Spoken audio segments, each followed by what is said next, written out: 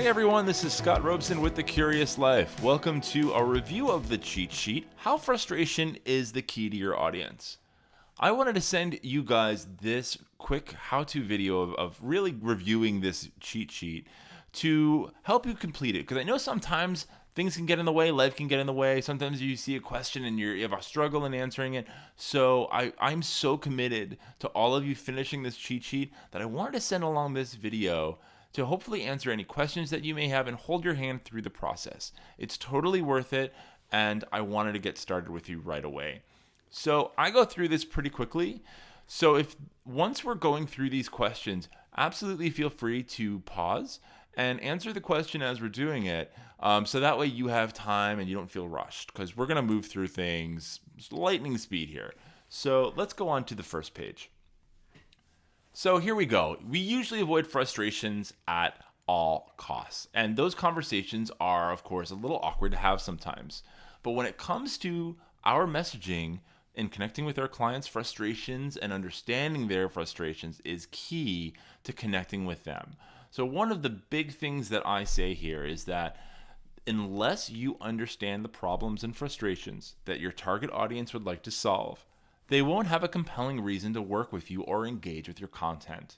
So that seems pretty obvious. I don't think that I'm really saying anything here that you don't know.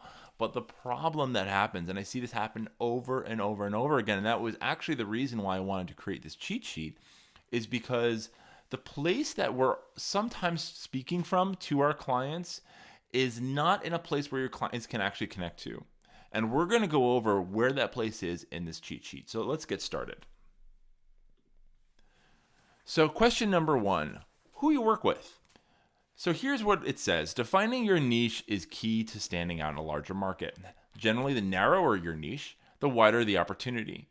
Succinctly articulate your niche below in 2 to 3 sentences.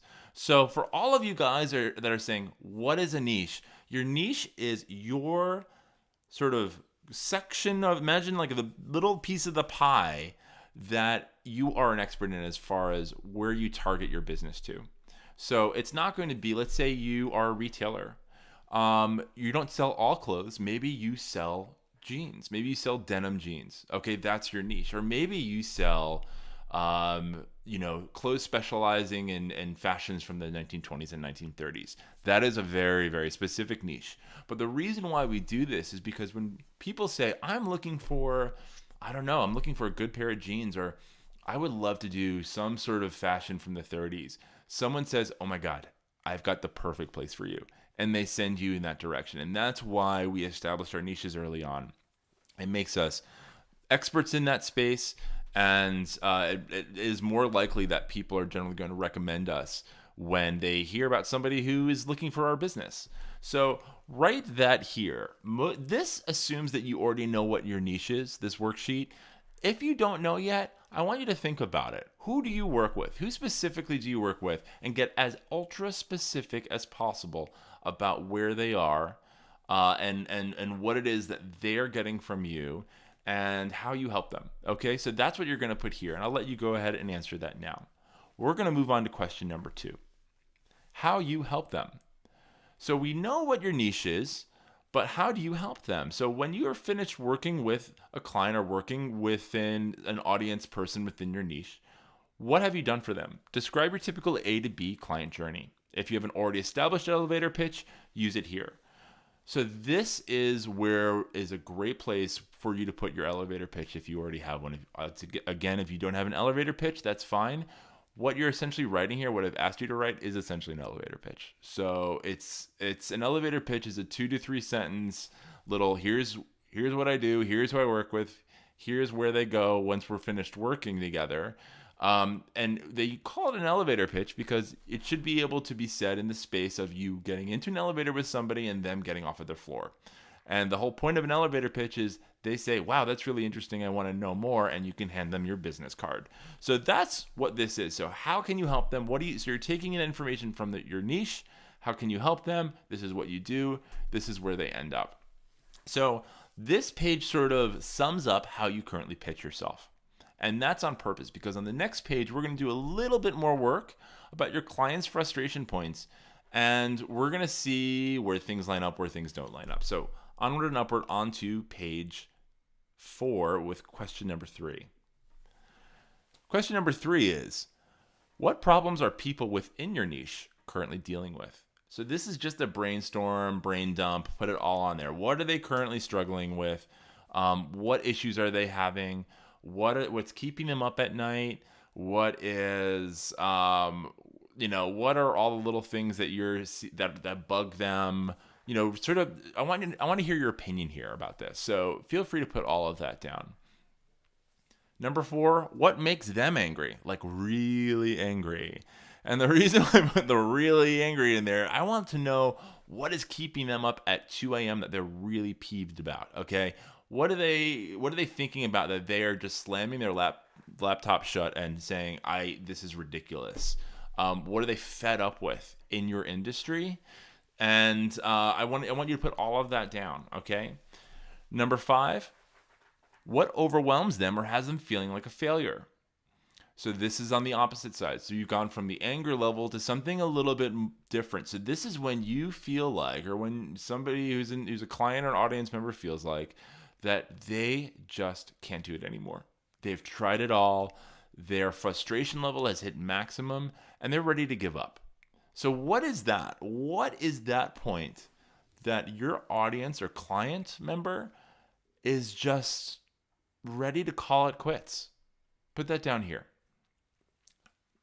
6th question is, if a genie could grant one wish for them, what one thing would they like to solve that's getting in their way other than time or money? Because we all would like more time and money, and that generally will be one of the top answers that you get regardless. So that's why we just sort of say, except for that. So if a genie could grant one wish, what would that be? My recommendation to you is, if you don't know this answer or the answer to any of the previous questions, ask around. Ask your clients. Ask them what their answer would be to some of these questions. You're going to get back a lot of really important market research and information that is going to be incredibly useful for you. Okay?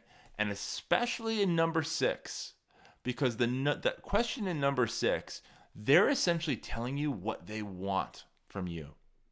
They're telling you, if you gave me this thing, this would be like the golden key. That question is one of the most important questions that you can ask yourself and ask of your audience. So that's why we spend a little bit of time on it, as we've done in this little mini podcast. So those are the questions. So here's what I'd like you to do. We're going to go on to the next page. This is what your clients are actually struggling with. These are the things that they're talking about that are keeping them up at night, that are keeping them ready to quit, all of this. So I want you to go back to the questions on that, I believe it was the second page, the first 2 questions, and I want you to compare what you've answered with those first 2 questions. And I want you to ask yourself a couple of questions. Is there an experiential gap between what you're offering, how you're talking about how you help people, and what they're frustrated with? Is there some sort of industry speak in your first answer? And you know what that is depending on your industry, right?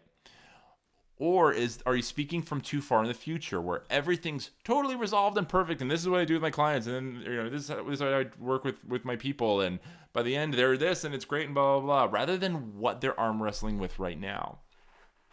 So here's why we do this sort of work. When you are basing your messaging and what they're frustrated with right now, and you're talking and you're speaking to them from a place that is too far in the future where everything's totally resolved, they can't relate to you. They're not hearing what you're saying. They think that you're not getting it.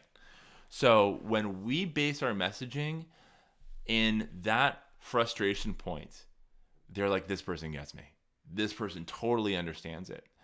And not only that, but talking about where you're bringing them, which is an important part of the conversation to have. If it's still based in that frustration point, right?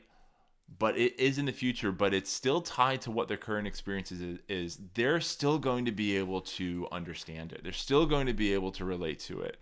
But if it's from a place of everything's perfect and your life is incredible and you've just bought 3 houses and you've got the best relationships in the world and your kids love you.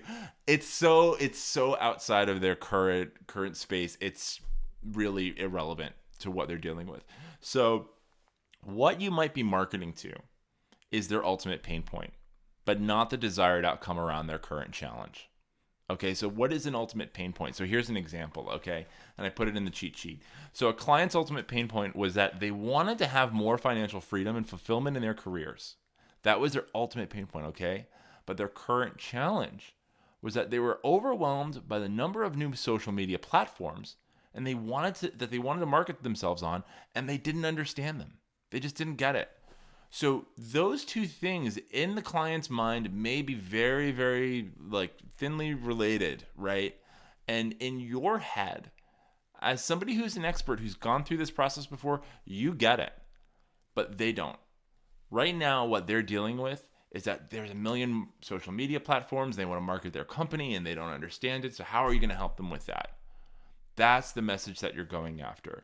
So that dissonance is created because as an expert, we sometimes tend to speak from a point that has reached much further along in the process, which causes us to seem unrelatable. The solution is to connect their current frustrations and challenges and bridge those to their ultimate pain points. So you're starting with the challenges. And so here's something useful to remember. I didn't make this up. Somebody told me this and I don't remember who. I would totally give them credit. But it's always stuck in my mind. I'm sharing it with you now. Your clients don't want you to give them what you know they need. They want you to give them what they think they want. Big difference. So meeting people where they are by acknowledging those real life irritations is key to having your messaging resonate with your ideal audience. And by resonating with them where they presently are, you're in a prime position to support them in resolving that ultimate pain point after all. So thanks so much, guys. Once again, my name is Scott Robeson. This has been The Curious Life. I'd love to hear any breakthroughs you got from this. I'd recommend if you got something out of it, go back, redo those first two questions, see where you are with it now, see how it changes when you give your elevator pitch to people. It's going to change. It's going to be a lot different. It's going to change everything, I promise.